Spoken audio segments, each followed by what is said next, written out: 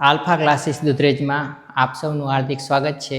આજે આપણે ધોરણ 10 વિષય વિજ્ઞાન પ્રકરણ 1ના પ્રશ્ન અને જવાબ સમજીશું। ચાલો, રાસાયણિક પ્રક્રિયાઓ અને સમીકરણ પ્રકરણ 1ના મહત્વના જે અણુસૂત્ર છે તે આપણે પહેલાં પૂરા કરી દઈશું, કે જે એક વાક્યમાં ઘણા જ પૂછાઈ શકે છે અને પૂછાવાની સંભાવના પણ છે। ચાલો, પહેલું છે કેલ્શિયમ ઓક્સાઇડ। તો કેલ્શિયમ ઓક્સાઇડની અણુસૂત્ર થશે CaO। કેલ્શિયમ એટલે Ca અને ઓક્સાઇડ એટલે O। તો આપણે પહેલા લેક્ચરમાં શીખી ગયા કે જ્યારે કોઈ તત્વ બીજા તત્વ સાથે જોડાય છે ત્યારે તેનું નામ બદલાઈ જાય છે। તો ઓક્સિજન હોય તો તેનું થઈ જશે ઓક્સાઇડ, પછી ફ્લોરિન હોય તો તેનું થઈ જશે ફ્લોરાઇડ, પછી હાઇડ્રોજન હોય તો તેનું થઈ જશે હાઇડ્રાઇડ, બરાબર છે। પછી સલ્ફર હોય તો તેનું થઈ જશે સલ્ફાઇડ, પછી ક્લોરિન હોય તો તેનું થઈ જશે ક્લોરાઇડ, પછી બ્રોમિન હોય તો તેનું થઈ જશે બ્રોમાઇડ, બરાબર છે। તો જ્યારે આ તત્વ બીજા તત્વની સાથે આયન તરીકે જોડાય છે ત્યારે તેનું નામ ફરી જાય છે અને નામ શું થઈ જાય છે? સલ્ફાઇડ, આયોડાઇડ, બ્રોમાઇડ, બરાબર છે। તો કેલ્શિયમ ઓક્સાઇડ, તો કેલ્શિયમ ઓક્સાઇડનું નામ અહીંયા બની ગયું કેલ્શિયમ એટલે Ca, કે જે 1 થી 30 સંજ્ઞાઓ મેં તમને પાકી કરવાની કીધી હતી, અહીંયા સમજાવી હતી। તો એ રીતે તમે જો પાકી કરેલી હશે તો તમને આ મોટા અણુસૂત્ર લખવામાં જરા પણ મુશ્કેલી નહીં પડે। કેવી રીતે? કેલ્શિયમનો Ca અને ઓક્સિજનનો O, પછી સિલ્વર ક્લોરાઇડ, સિલ્વરનો Ag અને ક્લોરિનનો Cl, પછી મેગ્નેશિયમ ઓક્સાઇડ, તો મેગ્નેશિયમનો Mg અને ઓક્સિજનનો O, એટલા માટે મેગ્નેશિયમ ઓક્સાઇડ। પછી છે મેગ્નેશિયમ હાઇડ્રોક્સાઇડ। હાઇડ્રોક્સાઇડનું અણુસૂત્ર મેં તમને યાદ કરાવેલું હતું કે હાઇડ્રોક્સાઇડ એ એક પ્રકારનો આયન છે। તો OH, પછી બીજું આયન છે કાર્બોનેટ, પછી નો આયન છે નાઇટ્રેટ, પછી છે સલ્ફેટ SO4, પછી PO4 ફોસ્ફેટ, બરાબર। તો આટલા જે આયનના નામ છે તમારે ખાસ યાદ રાખી લેવાના છે, જે વારંવાર તમારે પાછળ લગાવવાના આવશે। ધારો કે અહીંયા લખેલું છે સલ્ફ્યુરિક એસિડ, તો આમાં પાછળ છે SO4, તો એને સલ્ફેટ પણ કહી શકાશે। આગળ નામ આવશે એટલે આપણે જોશું। તો અહીંયા લેડ નાઇટ્રેટ, તો નાઇટ્રેટ એટલે NO3, તો આ નાઇટ્રેટ યાદ હશે તો આ લેડ નાઇટ્રેટનો આપણે અણુસૂત્ર લખતા સરળતાથી આવડશે। તો પછી આગળ છે લેડ નાઇટ્રેટ, લેડનું થશે Pb, નાઇટ્રેટનું NO3 અને 2 એટલા માટે કારણ કે લેડની બાહ્ય કક્ષા અણુની લેડ પરમાણુની બાહ્ય કક્ષામાં કેટલા ફ્રી ઇલેક્ટ્રોન હોય છે? 2। તો 2 ઇલેક્ટ્રોન હોય છે, તો એક NO3 એ અહીંયા જોડાઈ જશે, એક NO3 અહીંયા જોડાઈ જશે। તો એટલા માટે આ એક લેડ છે Pb, બરાબર છે, અને પછી આ 2 છે નાઇટ્રાઇટ, એટલા માટે અહીંયા ટ્વાઇસ કરેલું છે અને આ કાઉન્સ તમારે હંમેશા કરવો પડશે, નહીં તો તમારું અણુસૂત્ર ખોટું પડશે। પોટેશિયમ આયોડાઇડ, પોટેશિયમ આયોડાઇડ, પોટેશિયમની સંજ્ઞા થાય છે K અને આયોડાઇડની I, બરાબર છે। હાઇડ્રોક્લોરિક એસિડ, આ પણ વારંવાર પરીક્ષામાં પૂછાતું હોય છે, હાઇડ્રોક્લોરિક એસિડ HCl। ત્યાર પછી છે સલ્ફ્યુરિક એસિડ, ચાલો ત્યાર પછી છે સલ્ફ્યુરિક એસિડ, તો સલ્ફ્યુરિક એસિડનું અણુસૂત્ર થશે H2SO4। પછી છે કોપર સલ્ફેટ, કોપર સલ્ફેટ, જો કોપરની જો સંજ્ઞા તમને યાદ હોય તો સલ્ફેટની તો તમને યાદ છે અહીંયા ઉપર લખેલી છે, તો CuSO4।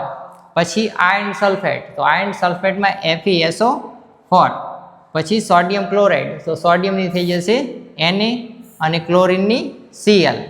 પછી છે બેરિયમ ક્લોરાઇડ, તો બેરિયમની થઈ જશે Ba અને ક્લોરિનની થઈ જશે Cl, બરાબર છે। સોડિયમ સલ્ફેટ, તો સોડિયમની થઈ જશે Na અને સલ્ફેટની SO4, તો Na2SO4 સોડિયમ સલ્ફેટ। પછી છે બેરિયમ સલ્ફેટ, તો બેરિયમ સલ્ફેટની BaSO4। ત્યારબાદ છે કેલ્શિયમ હાઇડ્રોક્સાઇડ। અહીંયા કેલ્શિયમ હાઇડ્રોક્સાઇડ, જો તમને હાઇડ્રોક્સાઇડની સંજ્ઞા યાદ હોય OH, બરાબર ને, તો કેલ્શિયમની Ca અને હાઇડ્રોક્સાઇડની OH ટ્વાઇસ। પછી છે કેલ્શિયમ કાર્બોનેટ, તો કેલ્શિયમની છે Ca અને કાર્બોનેટની મેં તમને યાદ કરાવેલી છે CaCO3. ત્યાર પછી છે મિથેન. મિથેનની CH4 આ વારંવાર પૂછાતા હોય છે કે મિથેનનું અણુસૂત્ર જણાવો. ત્યારબાદ છે ગ્લુકોઝ, મોસ્ટ આઈએમપી CHO6 તમારે આ ગ્લુકોઝ યાદ રાખવા માટે શું કરવાનું છે? CHO6 લખી દેવાનું છે એટલે તમને આસાનીથી યાદ રહી જશે. 2-5 વખત બોલશો CHO6 CHO6 એટલે તમને એ યાદ રહી જશે. ત્યારબાદ છે ફેરિક ઓક્સાઇડ. તો ફેરિક ઓક્સાઇડની છે Fe2O3 બરાબર છે. પછી છે ફેરસ સલ્ફેટ.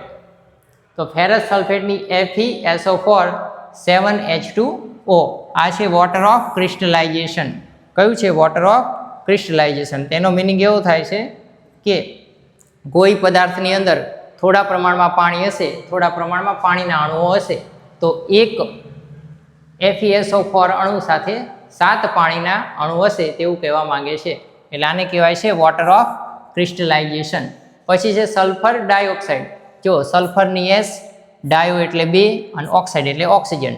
તો સલ્ફર ડાયોક્સાઇડ મેં તમને પહેલા લેક્ચરમાં સંખ્યા ઉપરથી નામ યાદ કરાવરાયા હતા. એમાં જો 1 હોય તો મોનો,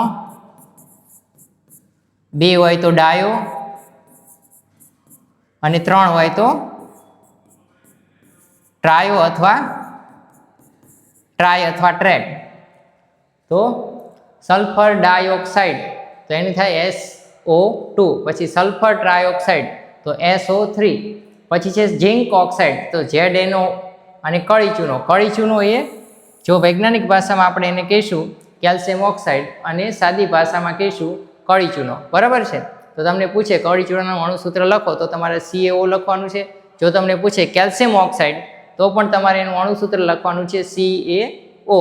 ત્યારબાદ છે ફોડેલો ચૂનો. જ્યારે આ કળી ચૂનાને તમે પાણીમાં નાખી દો છો ત્યારે તે ફોડેલો ચૂના તરીકે ઓળખાય છે, જેમાં પાણીના અણુ ભળીને OH બનાવે છે. બરાબર છે. તો કેલ્શિયમ હાઇડ્રોક્સાઇડ. પછી છે લેડ ઓક્સાઇડ PbO.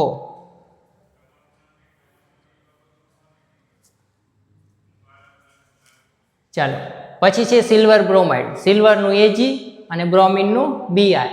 પછી છે કોપર ક્લોરાઇડ. કોપરનું Cu અને ક્લોરીનનું Cl2. બરાબર, કોપર ક્લોરાઇડ. પછી lead chloride PbCl2. Calcium carbonate. કેલ્શિયમનું Ca અને કાર્બોનેટનું Ca3. પછી છે મેંગેનીઝ ઓક્સાઇડ. મેંગેનીઝનું Mn અને O2. મેંગેનીઝ ક્લોરાઇડ તો Mn અને Cl2. પછી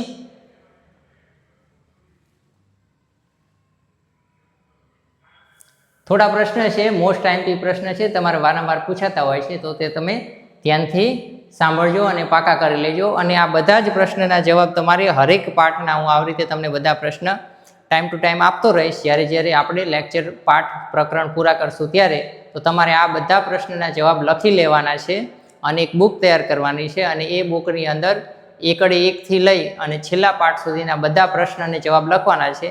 તેથી કરીને તમારા બોર્ડના પેપરમાં જ્યારે તમારે એક્ઝામ હશે ત્યારે આસાનીથી તમે રિવિઝન કરી શકશો.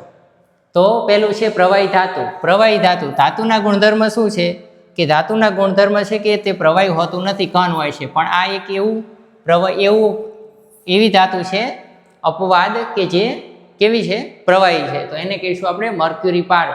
બીજો તમને પ્રશ્ન પૂછે કે પ્રવાહી અધાતુ કઈ? આપણે ધાતુ અને અધાતુના ગુણધર્મ જોયા હતા, તો એ મુજબ અહીંયા તમારે જોવાનું છે કે ભાઈ અધાતુ કઈ છે? તો કે બ્રોમિન. ચળકાટ ધરાવતી અધાતુ તો આયોડિન. તો અધાતુ ચળકાટ ધરાવતી નથી, પરંતુ આયોડિન અપવાદ છે અને એ ચળકાટ ધરાવે છે. પછી છે સૌથી સખત પદાર્થ હીરો. તો એ કાર્બનનું એક સ્વરૂપ છે કે સૌથી સખત છે. અને પછી છે બીજું વિદ્યુતનું વહન કરતી અધાતુ, એ છે ગ્રેફાઇટ. એ પણ કાર્બનનું એક સ્વરૂપ છે. ગ્રેફાઇટ તમને ખ્યાલ હશે કે તમારી જે લખવાની પેન્સિલ હોય છે એની વચ્ચે જે કાળા કલરનું હોય છે લખવા માટેનું, તો એને આપણે ગ્રેફાઇટ કહીશું. અને ગ્રેફાઇટ વિદ્યુતનું વહન કરવા માટે સક્ષમ છે. પછી વિદ્યુતની સૌથી સુવાહક ધાતુ કઈ છે? તો ચાંદી. તો ચાંદી પોતાનામાંથી વિદ્યુતની આસાનીથી પસાર થવા દે છે. સૌથી સુવાહક જો કોઈ હોય તો તે છે ચાંદી. પછી છે સૌથી સક્રિય ધાતુ તો પોટેશિયમ. તો પોટેશિયમ હરેક પદાર્થ અથવા તત્વ મોસ્ટ ઓફ એની જોડે સંયોજન કરીને એક સંયોજન બનાવી દે છે, બરાબર છે, એની સાથે જોડાઈ જાય છે, તો એ સક્રિય ધાતુ છે, એ બહુ ઝડપથી ઇલેક્ટ્રોનની આપ લે કરી લે છે. પછી છે સૌથી નિષ્ક્રિય, તો ધાતુ એ સૌથી નિષ્ક્રિય ધાતુમાં સોનું આવશે. સોનું એ કોઈની જોડે કોઈ પ્રકારની ક્રિયા કરતું નથી, કોઈ જોડે ઇલેક્ટ્રોનની આપ લે કરતું નથી, તે માટે તેના કોઈ સંયોજન બનતા નથી, અને એટલા માટે જ તે આપણે સોનું શરીર ઉપર પહેરી શકીએ છીએ અને આપણા શરીરની ચામડીને કોઈ પ્રકારનું નુકસાન થતું નથી, કારણ કે તે ક્રિયાશીલ જ નથી, બરાબર, નિષ્ક્રિય ધાતુ છે એટલા માટે. પછી છે સૌથી નરમ ધાતુ, એ પણ છે સોનું. સૌથી નરમ ધાતુ છે સોનું. તો સોનાને સૌથી નરમ છે એટલા માટે એના ઘરેણાં બની શકતા નથી શુદ્ધ સોનાના, તો તેમાં તાંબુ અથવા પિત્તળ જેવી ધાતુ ઉમેરવામાં આવે છે, જેથી તેની મજબૂતાઈ વધે છે અને તેની ઉપર આપણે ડિઝાઇન બનાવી શકીએ છીએ. પછી છે હથેળી પર રાખતા પીગળી જતી ધાતુ ગેલિયમ અને સીઝિયમ, કારણ કે એનું 35 સેલ્સિયસ જેવું તાપમાન હોય છે ગલનબિંદુનું. તો જ્યારે તમે હાથ ઉપર રાખો છો તો હાથનું ટેમ્પરેચર હોય છે, એટલે આપણા શરીરનું તાપમાન હોય છે 37 ડિગ્રી, અને તે ગરમીના કારણે તે ઓગળી જાય છે. પછી છે સૌથી ભારે ધાતુ ઓસ્મિયમ. પછી ચપ્પા વડે, આ પ્રશ્ન તમારો ખૂબ આઈએમપી છે કે ચપ્પા વડે કાપી શકાતી ધાતુ જણાવો, તો તમારે લખવાનું છે લિથિયમ અને મેગ્નેશિયમ.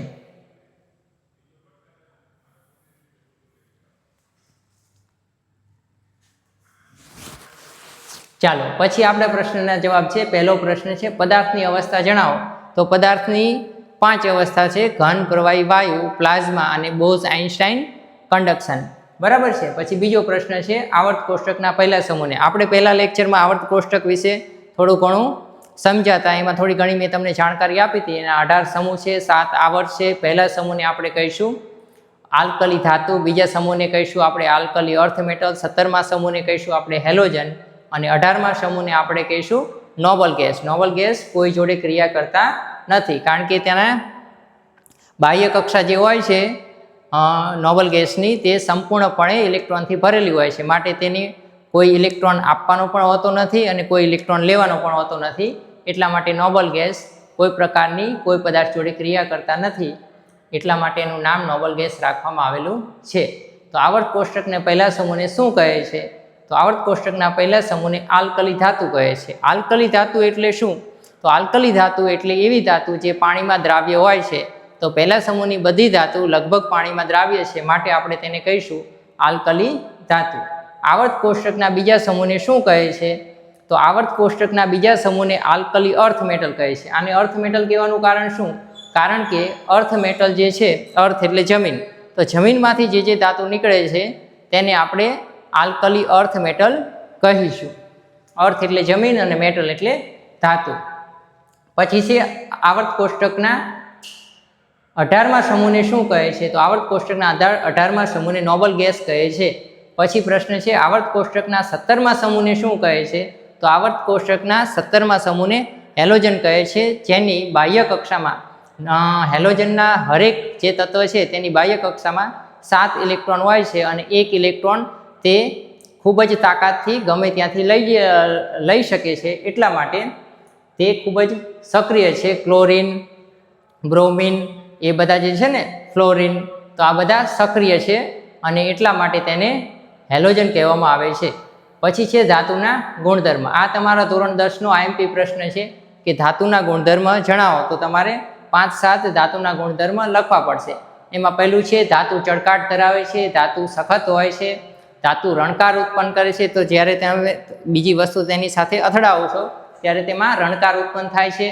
પછી છે ધાતુ ઉષ્મા અને વિદ્યુતના સુવાહક હોય છે, ધાતુ ઘન સ્વરૂપે હોય છે, ધાતુ ટીપાવપણું ધરાવે. ટીપાવપણું એટલે શું? કે કોઈ લોખંડનો ટુકડો હોય છે, કોઈ ધાતુનો ટુકડો હોય છે, તેને તમે હથોડો લઈ અને ટીપો છો તો તેનું વિસ્તાર, ક્ષેત્રફળ વધતું જાય છે, તેને કહે છે ટીપાવપણું. પછી ધાતુ તણાવપણું ધરાવે છે. તણાવપણું એટલે શું?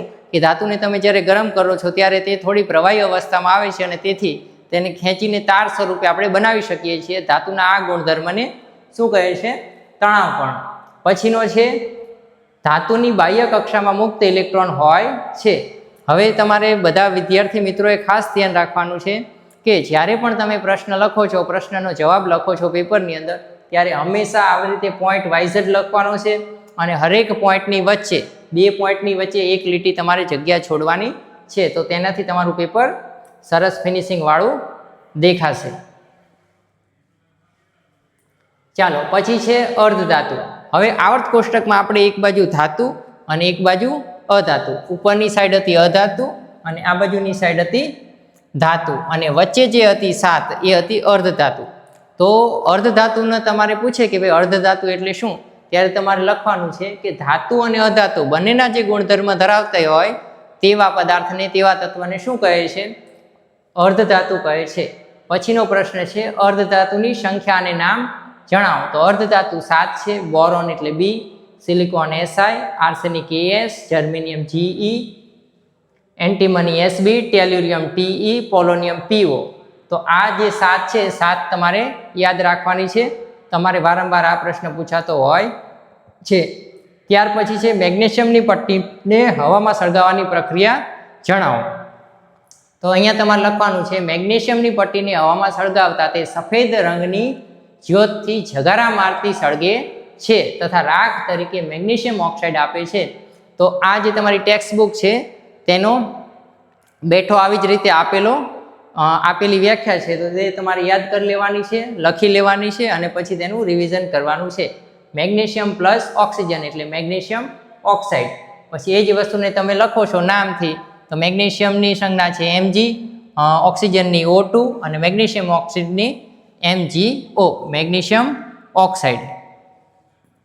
પછી એને તમે સંતુલિત કરો છો તો સૌથી મોટી સંખ્યા લેવાની છે, મોટી સંખ્યા છે 2, તો આ બાજુ 2 છે, તો આ બાજુ આપણે 2 કરવાનો પ્રયત્ન કરશું તો 2 અહીંયા નીચે નથી મૂકી શકાતા એટલે 2 આપણે આગળ મૂકીશું. અહીંયા 2 મૂકવાથી મેગ્નેશિયમ 2 એકા 2, આ બાજુ 2 મેગ્નેશિયમ, આ બાજુ ઓક્સિજન 2,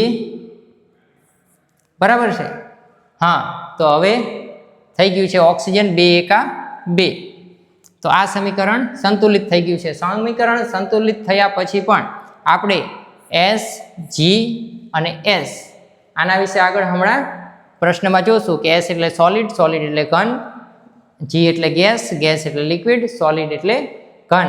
બરાબર, S એટલે સોલિડ, G એટલે ગેસ, ગેસ એટલે વાયુ અને S એટલે સોલિડ અને સોલિડ એટલે ઘન. બરાબર ને, ઘન, પ્રવાહી અને વાયુ. તો પ્રવાહી માટે L, L એટલે લિક્વિડ અને પછી AQ માટે વપરાશે ગાઢ પ્રવાહી. બરાબર ને, ગાઢ પ્રવાહી વાળું કોઈ પદાર્થ મળશે આપણે તો એને આપણે AQ વડે દર્શાવીશું. ચાલો પછી છે સંયોજકતા એટલે શું. તો તત્વની બાહ્યતમ કક્ષામાં સંયોજન બનાવવા માટે આપવા પડતા અથવા લેવા પડતા ઇલેક્ટ્રોનની સંખ્યાને સંયોજકતા કહેવામાં આવે છે. તો આ પ્રશ્ન, આ જે વ્યાખ્યા છે ખાસ મહત્વની છે, લખી લેજો અને યાદ કરી લેજો ખાસ. ચાલો પછી છે સંયોજી ઇલેક્ટ્રોન કોને કહે છે. તો તત્વની બાહ્યતમ કક્ષામાં ઇલેક્ટ્રોનની સંખ્યાને સંયોજી ઇલેક્ટ્રોન કહે છે. એટલે ખાલી કોઈ એક તત્વ છે, બરાબર છે, કોઈ એક તત્વ છે, એ તત્વની બાહ્ય કક્ષામાં ધારો કે 2 ઇલેક્ટ્રોન છે તો સંયોજી ઇલેક્ટ્રોન 2 કહેવાશે. કોઈ તત્વની બાહ્યતમ કક્ષામાં 7 ઇલેક્ટ્રોન છે તો સંયોજી ઇલેક્ટ્રોનને 7 કહેવાશે. બરાબર છે. જ્યારે સંયોજકતામાં એવું હોતું નથી. સંયોજકતામાં 8નો નિયમ હોય છે. કેટલો? 8નો. ધારો કે અહીંયા બાહ્ય કક્ષામાં 2 હશે તો આ સંયોજકતા આની 2 કહેવાશે, પણ આની સંયોજકતા 7 કહેવાશે નહીં, આની સંયોજકતા 1 કહેવાશે. 4 થી જ્યારે વધારે હોય ત્યારે તમારે તેને 8 માંથી માઇનસ કરવાના રહે છે, તો તમે એની સંયોજકતા કાઢી શકો. ધારો કે કોઈ તત્વની બાહ્ય કક્ષામાં 5 ઇલેક્ટ્રોન છે, બરોબર, તો સંયોજી ઇલેક્ટ્રોન 5 છે પણ આની સંયોજકતા 5 નથી, તો સંયોજકતા કાઢવા માટે તેને તમે 8 માંથી બાદ કરશો તો વધશે કેટલા? 3. તો આની સંયોજકતા છે 3. એ 3 ઇલેક્ટ્રોન કોઈની પાસેથી મેળવી શકે છે. ચાલો પછી છે રાસાયણિક સમીકરણ વિશે સમજણ આપો. તો રાસાયણિક સમીકરણ આપણે એક અહીંયા લખી લઈશું પહેલા કે Mg પ્લસ O2 MgO.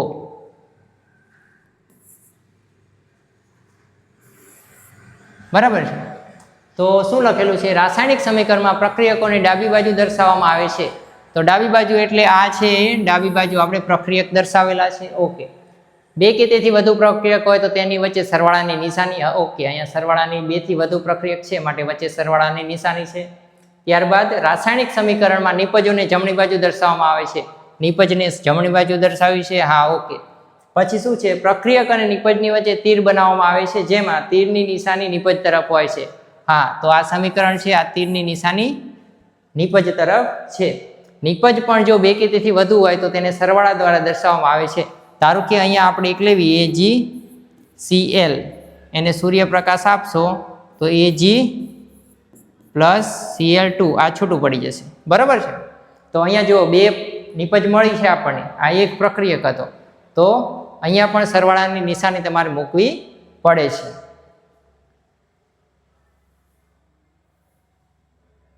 નિપજ પણ જો બે કે તેથી વધુ હોય તો તેને સરવાળામાં દર્શાવવામાં આવે છે. પછી તમારે યાદ રાખવાનું છે કે ઘન પદાર્થ હોય તો એને S દર્શાવવાનું છે. S એટલે સોલિડ અને સોલિડ એટલે ઘન. પછી છે S એટલે સોલિડ, સોલિડ એટલે ઘન, અને અહીંયા G, તો G એટલે ગેસ, ગેસ એટલે વાયુ. તો ઘન પદાર્થોને S સોલિડ વડે દર્શાવાય છે, પ્રવાહી પદાર્થોને L લિક્વિડ વડે દર્શાવાય છે, વાયુ પદાર્થોને G એટલે કે ગેસ વડે દર્શાવાય છે. ત્યારબાદ છે ગાઢ પ્રવાહીને AQ એટલે એક્વા વડે દર્શાવવામાં આવે છે. તો તમારે અહીંયા આ લખવું જોઈએ.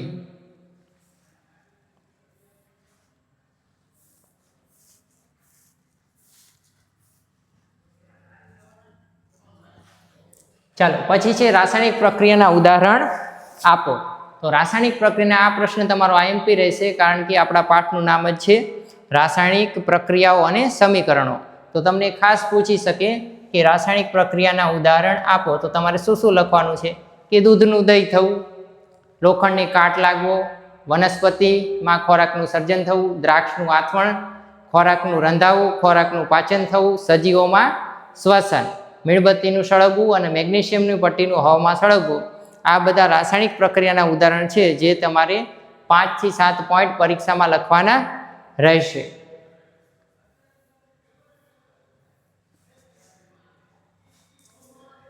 ચાલો, પછી છે રાસાયણિક પ્રક્રિયાના કારણે પદાર્થમાં થતા ફેરફાર. ધારો કે કોઈ રાસાયણિક પ્રક્રિયા થઈ કે AgCl, તો એને આપણે જો ઉષ્મા અથવા સૂર્યપ્રકાશ આપશું તો Ag એટલે કે સિલ્વર અને Cl2 એટલે કે ગેસમાં પરિવર્તન પામે છે. તો આપણે એ જ દર્શાવવાનું છે કે રાસાયણિક પ્રક્રિયાના કારણે પદાર્થમાં થતા ફેરફાર જણાવો.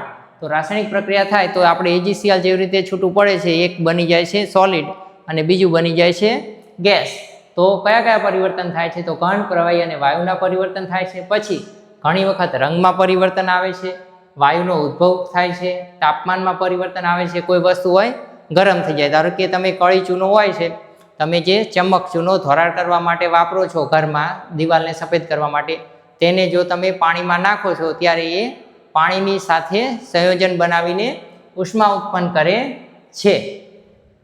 તો તાપમાનમાં પરિવર્તન થાય છે, સ્વાદમાં પરિવર્તન થાય છે.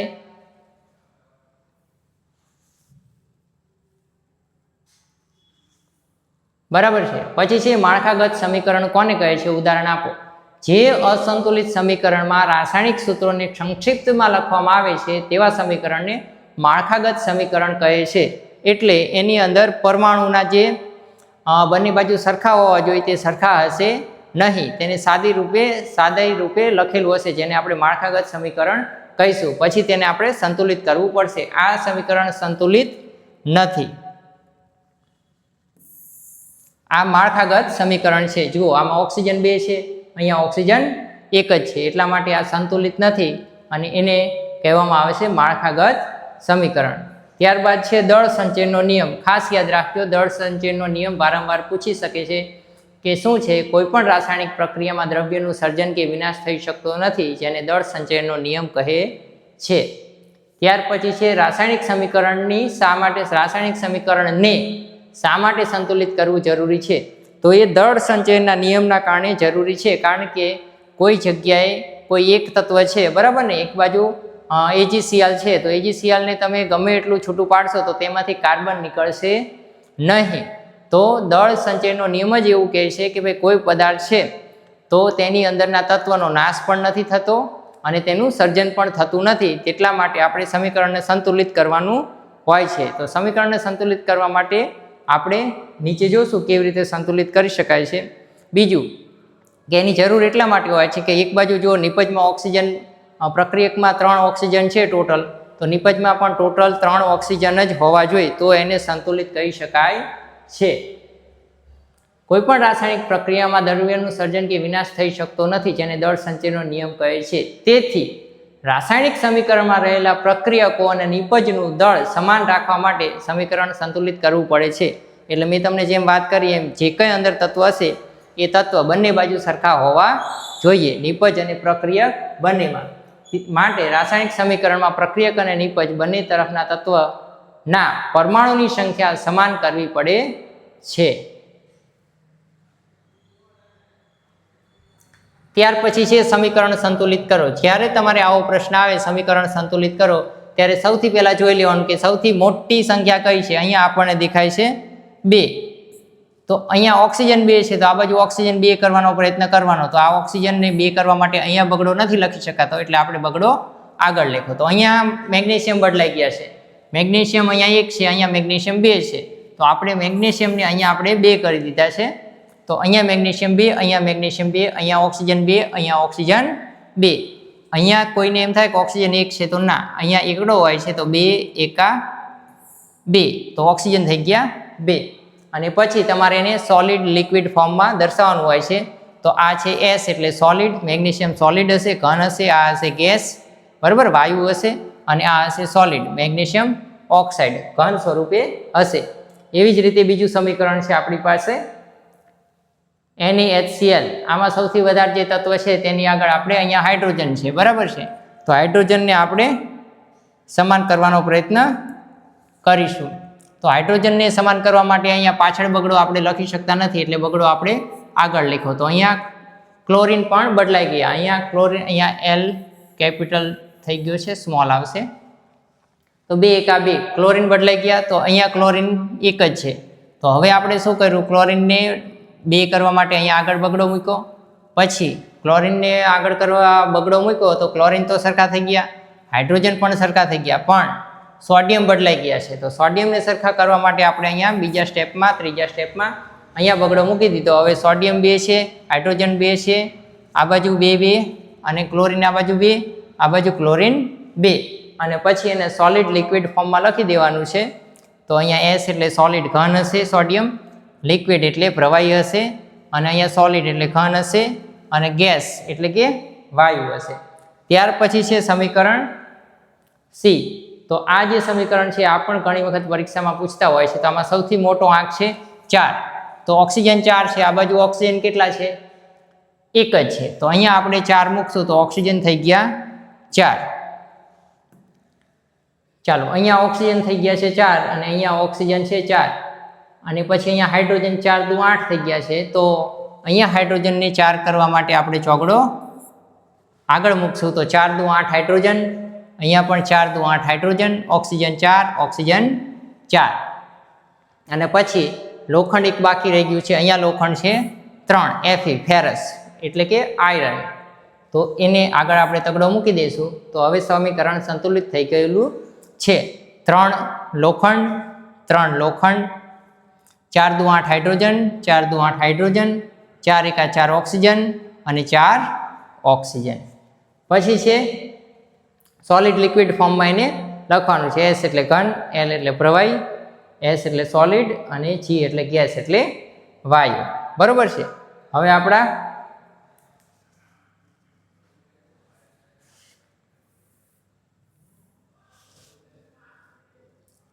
IMP પ્રશ્ન આવે છે, બધા ખાસ ધ્યાન રાખજો. ચાલો, પહેલો જ મોસ્ટ IMP પ્રશ્ન છે, સંયોગીકરણ એટલે શું? તો તમારે મગજમાં ખાલી એટલું રાખવાનું, સંયોગીકરણ એટલે હકીકતમાં ભેગું કરવું. કોઈ બે તત્વને ભેગા કરવામાં આવશે, બરાબર છે, તો એને આપણે કહીશું સંયોગીકરણ. તો એને વિજ્ઞાનની ભાષામાં કેવી રીતે લખશું કે જે રાસાયણિક પ્રક્રિયામાં 2 કે તેથી વધુ પ્રક્રિયક ભેગા મળીને એક નિપજ બનાવે છે, એક નિપજનું નિર્માણ કરે છે, તો તેને સંયોગીકરણની પ્રક્રિયા કહે છે. અહીંયા જુઓ, કાર્બન છે, અને ઓક્સિજન સાથે સંયોજાય છે તો બની જાય છે કાર્બન ડાયોક્સાઇડ. તો બે પ્રક્રિયકમાંથી એક નિપજ એટલે સંયોગીકરણ. બે પ્રક્રિયકમાંથી એક નિપજ એટલે સંયોગીકરણ. અહીંયા પણ બે પ્રક્રિયકમાંથી એક નિપજ એટલે સંયોગીકરણ. તો આ વ્યાખ્યા તમારે ખાસ યાદ રાખવાની છે અને આમાંથી તમને જે સહેલું લાગે તે સમીકરણ યાદ કરી લેવાનું છે. તો સમીકરણને યાદ કરતા પહેલાં આપણે ચારે ચાર જે પ્રશ્ન છે એને થોડા સમજી લઈએ. કે એક છે સંયોગીકરણ.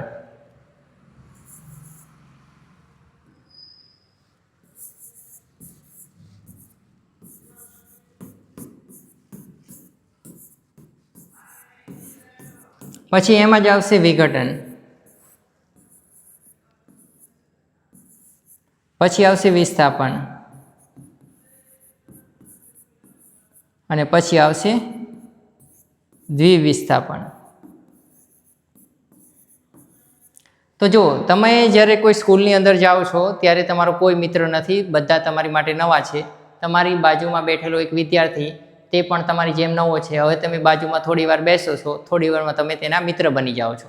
તો તમારા બેનું જે મિત્રતા બની, તમે બે જે જોડાણા, તો તમે બે પ્રક્રિયક હતા, બરાબર છે, અને તમે જોડાઈ ગયા અને એક નિપજ હવે મિત્ર બની ગયા છો. તો તેને જ કહીશું આપણે સંયોગીકરણ. શું કહીશું? સંયોગીકરણ. તો જે રાસાયણિક પ્રક્રિયામાં બે કે તેથી વધુ પ્રક્રિયક ભેગા મળીને એક નિપજ બનાવે તો તેને કહીશું સંયોગીકરણ. એવી જ રીતે છે વિઘટન. પછી સમજો તે તમારો મિત્ર છે, 4-5 દિવસ, 10 દિવસ, 15 દિવસ થાય છે, તમારે તેની જોડે કોઈ બાબતે ઝઘડો થાય છે અથવા તેની જોડે હવે તમને ફાવતું નથી, તો તમે તેનાથી મિત્રતા તોડી નાખો છો, તો તેને આપણે કહીશું વિઘટન. શું કહીશું? વિઘટન. તો વિઘટનમાં આપણે શું લખીશું વ્યાખ્યાનની અંદર? કે જે રાસાયણિક પ્રક્રિયામાં એક પ્રક્રિયકમાંથી બે કે તેથી વધુ નિપજ બને અથવા નિર્માણ પામે તો તેને વિઘટનની પ્રક્રિયા કહે છે. સંયોગીકરણ એટલે ભેગું થવું, વિઘટન એટલે છૂટું પડવું. પછી છે વિસ્થાપન. વિસ્થાપનમાં શું થાય છે કે તમે છો જીત અને તમારો મિત્ર છે મિત, બરાબર છે, આ તમારી દોસ્તી છે. હવે કોઈ એક થર્ડ વ્યક્તિ, ત્રીજો વ્યક્તિ આવે છે, જીતેન્દ્ર. તો આ જીતેન્દ્ર છે તે કાં તો પૈસાવાળો છે, હોશિયાર છે, કે કોઈ રીતે વધારે સક્રિય અથવા વધારે તાકાતવાળો અથવા વધારે માનસિક તાકાતવાળો વ્યક્તિ છે. તો તમારો જે આ મિત્ર છે મિત, એ આની જોડે મિત્રતા કરી લે છે અને તમે એકલા થઈ ગયા જીત. અને આ જીતેન્દ્ર પ્લસ મિત, બરાબર, આ બેની દોસ્તી થઈ ગઈ, તમે એકલા થઈ ગયા. તો આ જ વસ્તુને આપણે સમજશું વિસ્થાપન. વિસ્થાપન એટલે જે રાસાયણિક પ્રક્રિયામાં વધુ સક્રિય તત્વ આ આયન છે, આયનને પોતાની તરફ આકર્ષે છે, પોતાની તરફ ખેંચી લે છે, તેવી પ્રક્રિયાને વિસ્થાપન પ્રક્રિયા કહે છે. પછી તે દ્વિવિસ્થાપન પ્રક્રિયા. તમે સમજો તમારો મિત્ર જીત છે,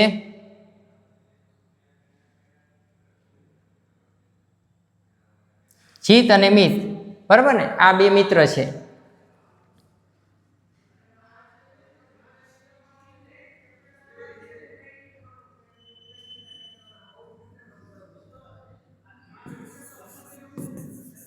પછી છે જોની અને જોશ, આ બે મિત્ર છે. હવે તમે સમજો આ બેની મિત્રતા તૂટી જાય છે, અહીંયા વિઘટન થઈ ગયું. આ બેની મિત્રતા પણ તૂટી જાય, અહીંયા પણ વિઘટન થઈ ગયું. હવે શું થાય છે? આ જીત છે જે એ શું કરે છે?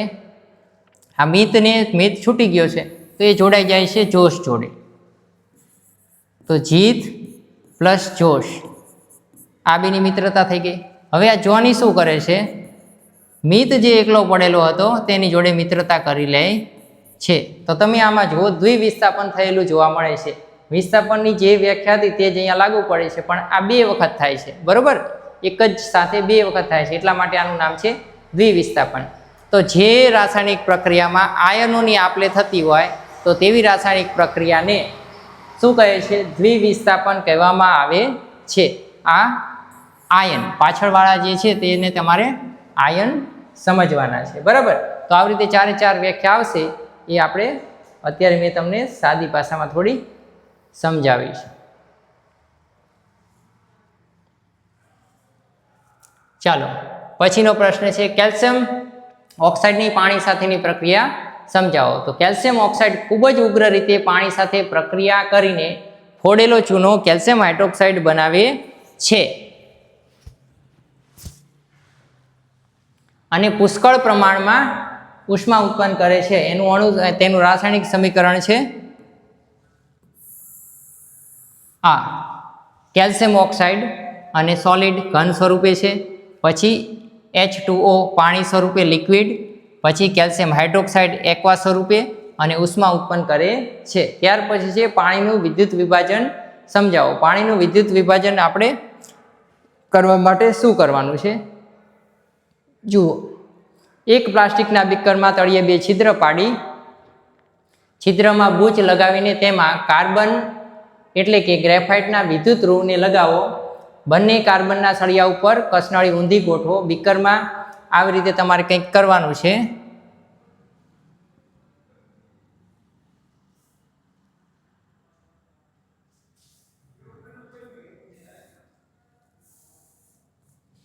કે આવું કોઈ બીકર છે એક, અહીંયા તમારે છિદ્ર કરી દેવાના છે અને અહીંયા ગ્રેફાઇટના સળિયા લગાવવાના છે. ઉપર આવી રીતે કસનળી ઢાંકી દેવાની છે. આને આટલું પાણીથી ભરી દેવાનું છે, બરાબર છે. પછી અહીંયા પ્લસ અને અહીંયા માઇનસ અને અહીંયા બેટરી સાથે જોડી દેવાનું છે, બરાબર. એવું કંઈક કરવાનું કહે છે. શું કહે છે? એક પ્લાસ્ટિકના બીકરમાં તળિયે 2 છિદ્ર પાડી છિદ્રમાં બૂચ લગાવી તેમાં કાર્બન એટલે કે ગ્રેફાઇટ વિદ્યુત ધ્રુવને લગાવો. બંને કાર્બનના સળિયા ઉપર કસનળીને ઊંધી ઢાંકો. આ ઊંધી કસનળી ઢાંકી દીધી, તેમાં કોઈક વાયુ ભેગા થશે. પછી બીકરમાં બંને કસનળી થોડી બહાર રહે તેટલું પાણી ભરો. તો આ કસનળી થોડી બહાર છે તેટલું પાણી ભરી દીધું છે. ગ્રેફાઇટના બંને વિદ્યુત ધ્રુવોને 6 વોલ્ટની બેટરી સાથે જોડો. તો આ બેટરી 6 વોલ્ટની બેટરી છે તેની સાથે આપણે જોડી દીધે છે.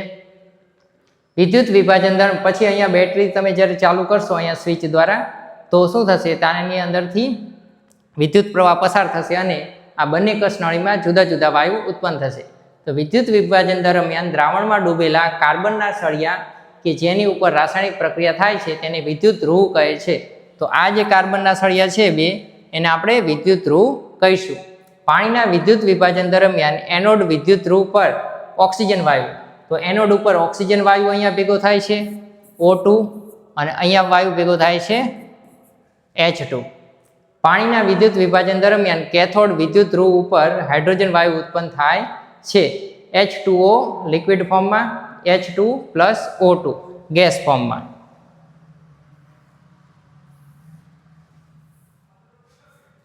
ચાલો પછી છે હાઇડ્રોજન અને ઓક્સિજન બંનેના કદ સમાન નથી. અહીંયા ધ્યાન રાખવાનું છે કે આ બંનેમાં વાયુના કદ સમાન ઉત્પન્ન થશે નહીં, કારણ કે એક પાણીનો અણુ તૂટે છે જ્યારે, ધારો કે અહીંયા આપણે જોશું H2O, તો આ જ્યારે તૂટે છે તો હાઇડ્રોજન આપણને 2 મળે છે, બરાબર, અને ઓક્સિજન 1 મળે છે.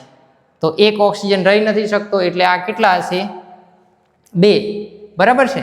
તો આ હાઇડ્રોજન થઈ જશે 4, બરાબર. ટોટલ હાઇડ્રોજન થઈ જશે 4 અને ઓક્સિજન હશે 2. તો એને લખાશે આવી રીતે O2, આવી રીતે નહીં, બરાબર છે. અને આને આવી રીતે લખાશે. તો આ હાઇડ્રોજનના 2 અણુ અને ઓક્સિજનનો 1 અણુ એટલા બને છે. તો અહીંયા તમે સ્પષ્ટ રીતે દેખાય છે કે ઓક્સિજન કરતાં હાઇડ્રોજન વધારે છે. ઓક્સિજન સળગતું નથી જ્યારે હાઇડ્રોજન સળગે છે. આ વાક્ય તમારે ખાસ લખવાનું છે. ઓક્સિજન સળગતો નથી, તે સળગવામાં સહાય કરે છે જ્યારે ઓક્સિજન હાઇડ્રોજન છે પોતે ધડાકા સાથે સળગે છે. ચાલો, વિઘટન એટલે શું હમણાં આપણે સમજાતા એ અહીંયા આપણે બીજી વાર જોવાનું છે. શું છે વિઘટન? કે જે રાસાયણિક પ્રક્રિયામાં એક પ્રક્રિયકમાંથી 2 કે તેથી વધુ નિપજ મળે છે તેને વિઘટન પ્રક્રિયા કહે છે. એટલે કોઈ એક વસ્તુ છે એ તૂટીને 2 થઈ જાય છે, એટલું તમારે સમજવાનું છે.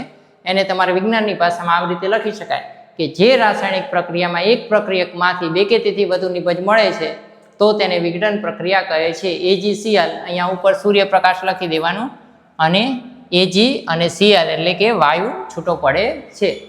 કેલ્શિયમ કાર્બોનેટને ઉષ્મા આપવાથી કેલ્શિયમ ઓક્સાઇડ અને કાર્બન ડાયોક્સાઇડ મળે છે, જે વિઘટન પ્રક્રિયાનું ઉદાહરણ છે. CaCO3 કેલ્શિયમ કાર્બોનેટ, પછી CaO કળી ચૂનો અને કાર્બન ડાયોક્સાઇડ. પછી છે લેડ નાઇટ્રેટને ઉષ્મા આપવાથી નાઇટ્રોજન ડાયોક્સાઇડ અને ઓક્સિજન વાયુ મળે છે.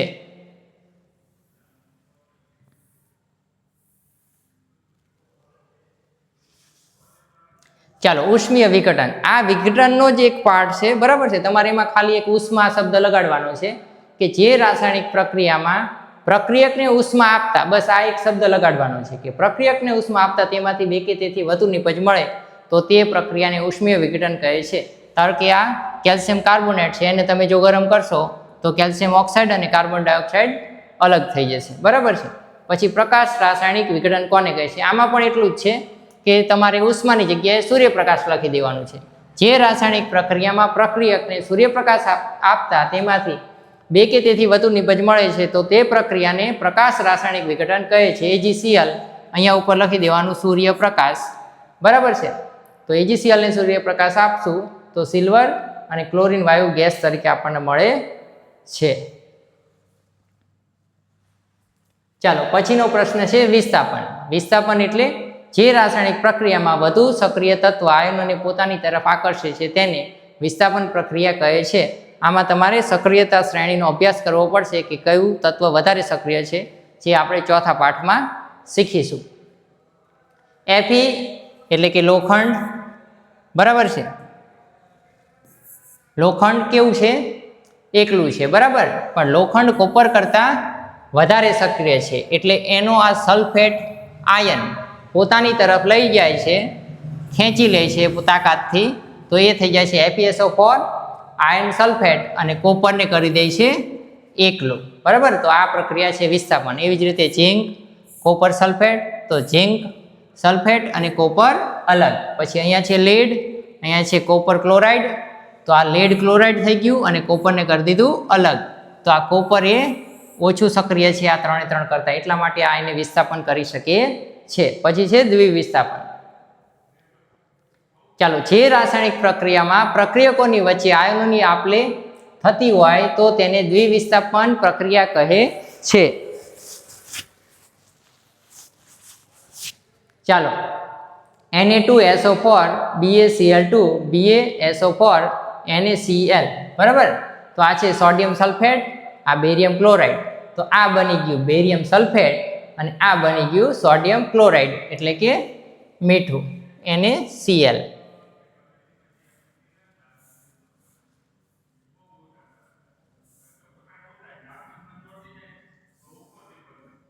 ચાલો, સિમેન્ટને બનાવટમાં કયો પદાર્થ વપરાય છે? એ સાવ સામાન્ય પ્રશ્ન છે. સિમેન્ટ બનાવવા માટે કેલ્શિયમ ઓક્સાઇડ વપરાય છે એટલે કે કળી ચૂનો. કળી ચૂનો એટલે આ CaO. ત્યારબાદ છે ફેરસ સલ્ફેટને ઉષ્મા આપવાથી શું થાય છે? તો ફેરસ સલ્ફેટને જ્યારે ઉષ્મા આપવામાં આવે છે ત્યારે ફેરિક ઓક્સાઇડ, સલ્ફર ડાયોક્સાઇડ અને સલ્ફર ટ્રાયોક્સાઇડ મળે છે. તેમાં ફેરિક ઓક્સાઇડ ઘન સ્વરૂપે હોય છે, સલ્ફર ડાયોક્સાઇડ અને સલ્ફર ટ્રાયોક્સાઇડ વાયુ સ્વરૂપે હોય છે. FeSO4 અને પછી તેનું વિઘટન થશે તો Fe2O3 એટલે કે ભાઈ આ લોખંડનો કાટ જેને કહેવાય છે, સલ્ફર ડાયોક્સાઇડ અને સલ્ફર ટ્રાયોક્સાઇડ, બરાબર છે. તો અહીંયા તમારે S, અહીંયા S, અહીંયા G અને અહીંયા G લખવો જોઈએ. S એટલે સોલિડ, સોલિડ, વાયુ, ગેસ, ગેસ, બરાબર છે. ચાલો, ત્યાર પછીનો પ્રશ્ન છે ફેરસ સલ્ફેટના રંગ અને અણુસૂત્ર જણાવો. તો ફેરસ સલ્ફેટનો રંગ લીલો હોય છે, ખાસ યાદ રાખવાનું છે. એક વાક્યનો પ્રશ્ન તમારે પૂછાય છે કે ફેરસ સલ્ફેટનો રંગ જણાવો અને અણુસૂત્ર પૂછે તો FeSO4.7H2O. આ છે વોટર ઓફ ક્રિસ્ટલાઇઝેશન, આટલા પાણીના અણુ તેમાં હશે. પછી નાઇટ્રોજન ડાયોક્સાઇડના ધુમાડાનો રંગ જણાવો તો તે કથ્થઈ આવશે. કોપર સલ્ફેટનો રંગ જણાવો તો તે વાદળી આવશે. પછી શ્યામ અને શ્વેત ફોટોગ્રાફીમાં કયો તત્વ વપરાય છે તો તેમાં આવશે સિલ્વર બ્રોમાઇડ, બરાબર છે. પછી અવક્ષેપ, આ તમારો આઈએમપી પ્રશ્ન છે. અવક્ષેપ એટલે શું અને અવક્ષેપન પ્રક્રિયા કોને કહે છે? બંને એક જ જેવા પ્રશ્ન છે. તો જે રાસાયણિક પ્રક્રિયાના અંતે પ્રવાહીમાં વધેલા ઘન અદ્રાવ્ય પદાર્થોને અવક્ષેપ કહે છે. શું કે રાસાયણિક પ્રક્રિયાના અંતે પ્રવાહીમાં વધેલા ઘન અદ્રાવ્ય પદાર્થોને અવક્ષેપ કહેવામાં આવે છે. અને આ પ્રક્રિયાને અવક્ષેપન પ્રક્રિયા કહેવામાં આવે છે. ત્યાર પછી છે એનું સમીકરણ BaCl2 Na2SO4 BaSO4 NaCl. બરાબર છે. ચાલો, બેરિયમ સલ્ફેટ સફેદ અવક્ષેપ તરીકે આપણને મળે છે. આ ઉપરની પ્રક્રિયામાં બેરિયમ સલ્ફેટ છે એ અવક્ષેપ તરીકે આપણને મળશે. પછી છે ઉષ્મા શોષક પ્રક્રિયા એટલે શું? તો જે રાસાયણિક પ્રક્રિયામાં ઉષ્મા આપવી પડતી હોય તો તેવી પ્રક્રિયાને ઉષ્મા શોષક પ્રક્રિયા કહે છે.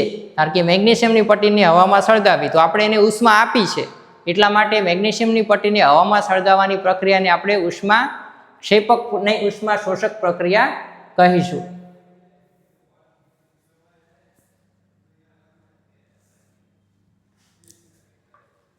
ચાલો, પછી છે ઉષ્માક્ષેપક પ્રક્રિયા એટલે શું? તો જે રાસાયણિક પ્રક્રિયામાં ઉષ્મા ઉત્પન્ન થતી હોય, ધારો કે તમે કળી ચૂનો છે એને પાણીમાં જ્યારે નાખો છો ત્યારે પુષ્કળ પ્રમાણમાં ઉષ્મા ઉત્પન્ન થાય છે. તો જેમાં ઉષ્મા ઉત્પન્ન થતી હોય તેવી પ્રક્રિયાને આપણે શું કહીશું? ઉષ્માક્ષેપક પ્રક્રિયા. કેલ્શિયમ ઓક્સાઇડના જલીય દ્રાવણ પરથી હાઇડ્રોજન વાયુ પસાર કરતા કેલ્શિયમ હાઇડ્રોક્સાઇડ તથા પુષ્કળ પ્રમાણમાં ઉષ્મા ઉત્પન્ન થાય છે. તો CaOH2 એટલે કેલ્શિયમ હાઇડ્રોક્સાઇડ બને છે અને ઉષ્મા ઉત્પન્ન થાય છે. આપણા ધોરણ માટે જે ચૂનો વપરાય છે તેની પ્રક્રિયા અહીંયા દર્શાવેલી છે. પછી છે ઉષ્માક્ષેપક પ્રક્રિયાના ઉદાહરણ આપો. તો કુદરતી વાયુનું સળગવું. કુદરતી વાયુ એટલે CH4 મિથેન અને ઓક્સિજન સાથે સંયોજન બનાવીને શું કરે છે? કાર્બન ડાયોક્સાઇડ અને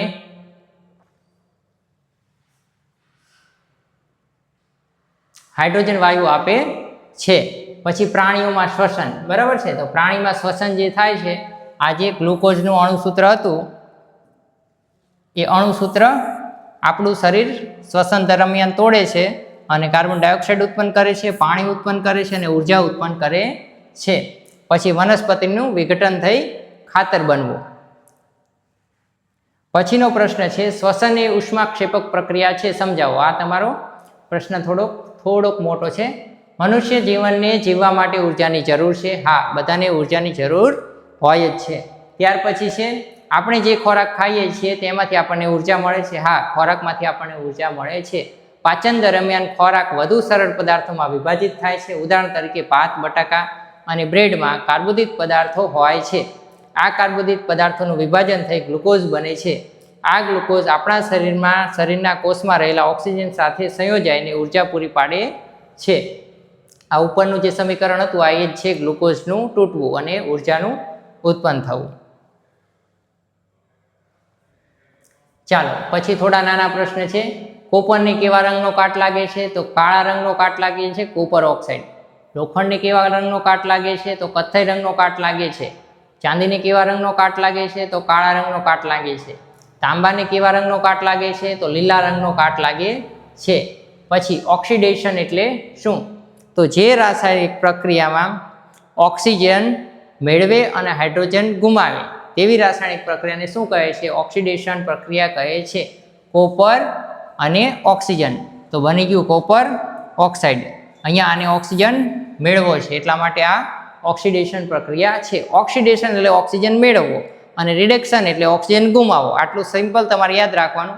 પછી આવી રીતે તમારે વ્યાખ્યામાં એને જોડી દેવાનું કે જે રાસાયણિક પ્રક્રિયા દરમિયાન તત્વો ઓક્સિજન મેળવે અને હાઇડ્રોજન ગુમાવે તો તે પ્રક્રિયાને ઓક્સિડેશન પ્રક્રિયા કહે છે. પછીની પ્રક્રિયા છે રિડક્શન. રિડક્શનમાં તેનાથી વિરુદ્ધ કે જે રાસાયણિક પ્રક્રિયામાં ઓક્સિજન ગુમાવે અને હાઇડ્રોજન મેળવે તેવી પ્રક્રિયાને રિડક્શન પ્રક્રિયા કહે છે. તો CuH2. તો અહીંયા જુઓ, આ જે કોપર છે, કોપરે ઓક્સિજન ગુમાવેલો છે. કોપરે ઓક્સિજન ગુમાવ્યો છે માટે કોપરનું રિડક્શન થયેલું છે.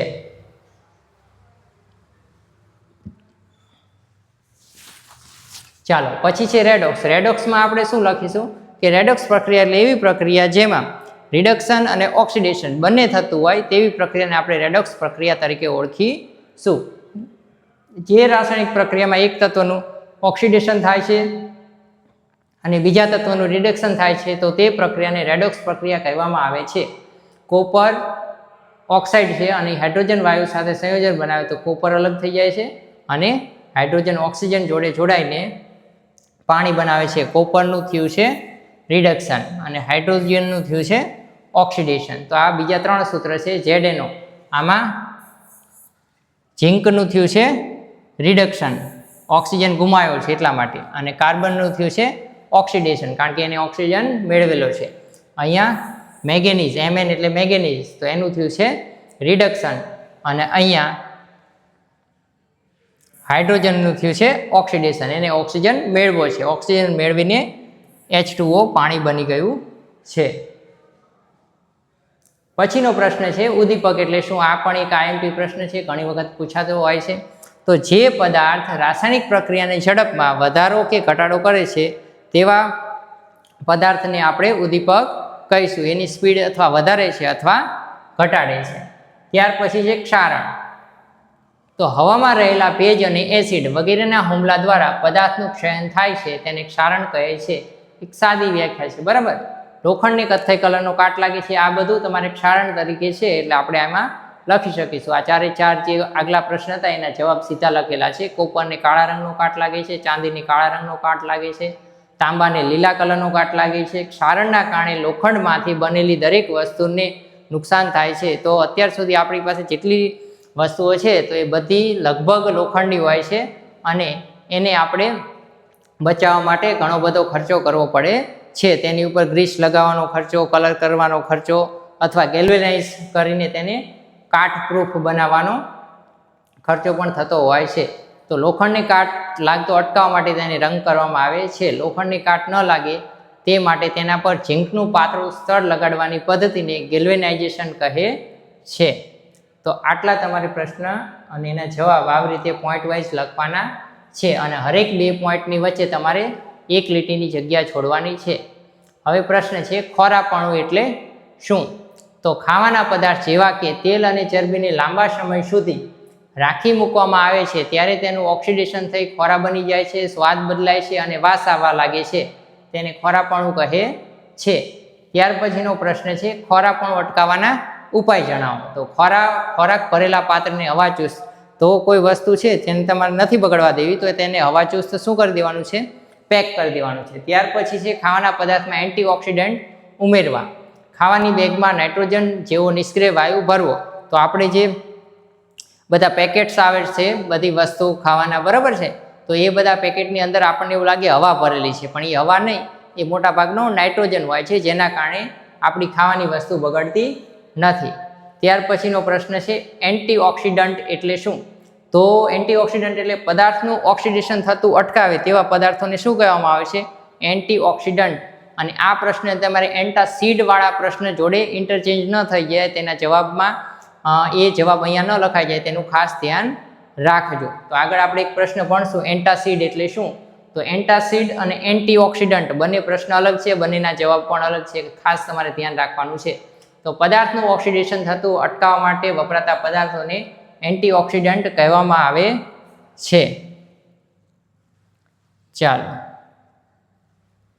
અહીંયા આપણા બધા જ પ્રશ્ન પૂરા થઈ ગયા છે.